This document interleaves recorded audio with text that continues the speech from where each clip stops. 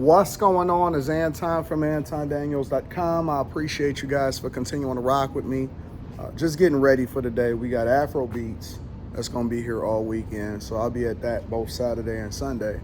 And then we got a life event that we have to address, so most people know what a life event is, and so we're dealing with that. But that's not what I want to talk to you guys about yesterday. Last night on After Hours, I kind of talked about and gave a little bit of a preview of what I would do, you know, because we always like the Monday morning quarterback, and what I would do if I was trying to run the government, creating this, making it smaller and focusing on people and stuff like that. But a caller asked me yesterday, what did I think about Kamala Harris's economic policy that she released? And I plan on going over that extensively and going over the entire speech on the Millionaire Morning Show.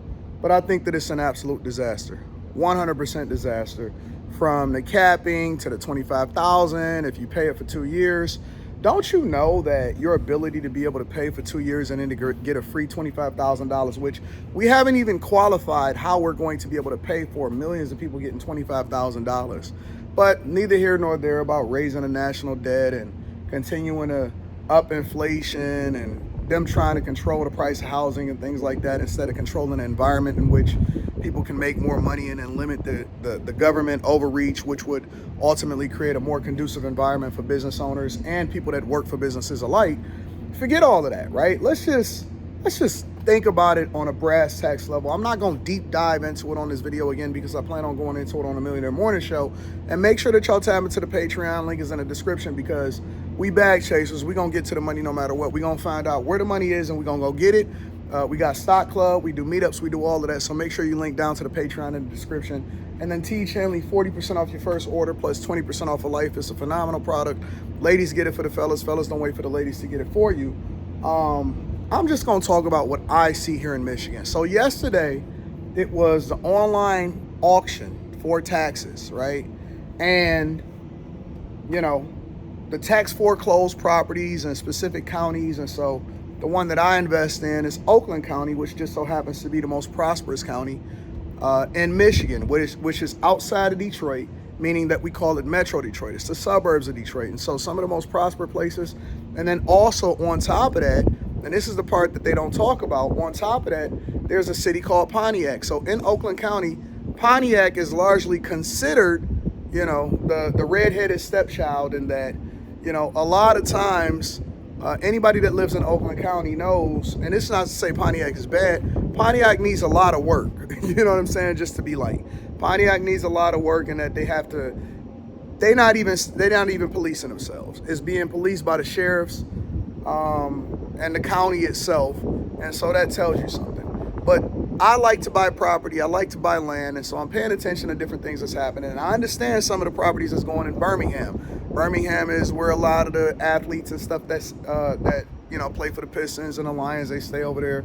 And when I see a property in Birmingham going for what it goes for, I'm like, oh, okay, well that's logical. They probably just gonna bust the house down and build a brand new one. But then I was looking at Pontiac, and speculators and developers and people were paying an egregious amount for dilapidated properties because they're taking advantage of the fact that people cannot afford housing anymore. And so, you know, I can only speculate what they're going to do with those properties. I was able to get a few properties myself, and so that's just a part of my strategy every single year in order to add more value into my properties, both buying it off market and buying it into auction and then buying land. And I'm also in the development phase and stuff like that. But to see how much they were paying and to see how much people are priced out of homes, and then I'm going to throw a little caveat on top of it. And sorry about the wind, but, you know, I'm on the rooftop, so I like to record up here sometimes. And then on top of that, I'm paying attention and I'm looking at it and I'm saying, wait a minute, Stellantis workers are being completely laid off. Chrysler, Dodge, owned by Stellantis, purchased from Mercedes, and then they're basically being laid off. They're trying to shut down the headquarters altogether. I know people that are specifically affected at the Warren Truck Assembly that they're basically bringing down to one shift, and they're trying to get to the point where they can lay people off completely. They're trying to sell the company over into a Chinese company called BYD, Build Your Dreams, which Trump is actually making sure, and his proposed which we believe that he's going to do it because he absolutely levied tariffs that Biden still have in place today, levied tariffs against China, and then renegotiated the North American Free Trade Agreement. He said, listen, we should not have Chinese coming over here and dumping their cars on us and creating a price war, which would then drive auto manufacturers out of business. And then they're able to unfairly do business with ours or over here, and then we have to partner with them in order to do business over there. It's unfair. And I see people getting laid off all the time. I see less jobs, except for just the jobs that apparently nobody wants to do, which is one of the reasons why they probably opened up the border. It's not just Stellantis. It's a lot of different companies that's also laying off. And then the ones that are still here, they're forcing them to come back into the office, which a lot of people up into their lives, and they decided that they wanted to work remote and then move somewhere else anyway, but that's neither here nor there. The point that I'm making is that the economy in Michigan, where I live, we suffered. I mean, I would say that we suffered more in Michigan, in Detroit, more than anywhere else in the country. More than anywhere else in the country, Michigan residents, absolutely. We had more layoffs. Auto industry was disastrous. We had the biggest swing when it comes to the property values, all of that, right?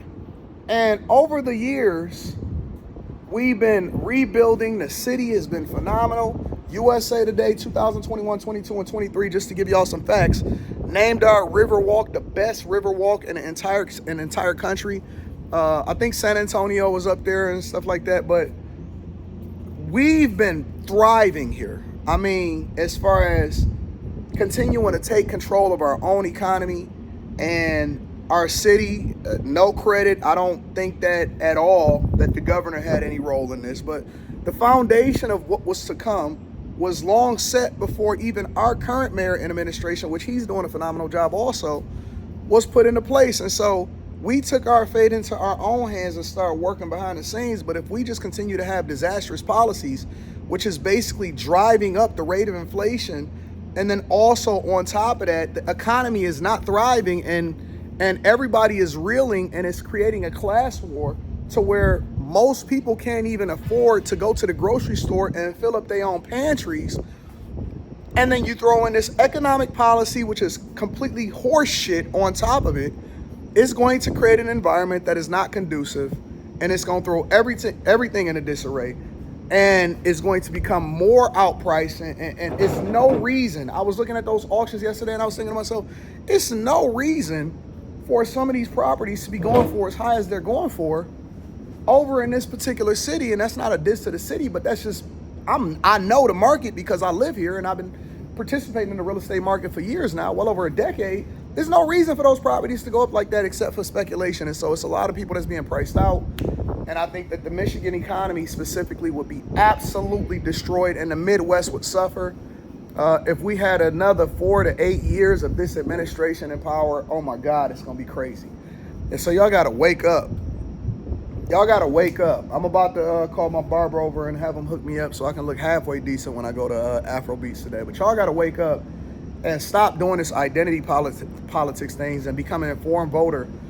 So you're not out here throwing your own job, your own self, your own ability to be able to own a house into flux, so that you're not suffering the way that you have been suffering over the last 3.5 years. It's going to get worse before it get better, especially in the Midwest. All roads it goes through the Midwest. They already know that they already got your vote in California.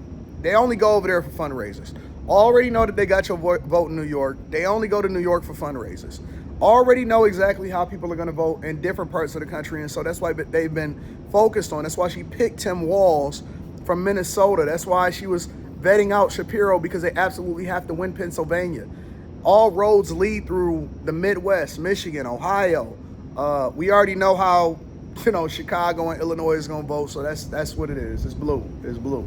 But it's unfortunate because people are not informed, and because they've skipped economics in school, and they skipped politics 101, and they skipped history 101, they then now have to vote based off of identity politics, and they don't even know who else is on the ballot. We talking about the national election, but don't you know it's a whole lot of people that's on your ballot that's voting down ballot, but you just gonna automatically vote blue? You don't know none of the people that's on the ballot? Come on, man. We got to focus. I love y'all. I appreciate y'all. I'm going to holler at y'all later, man.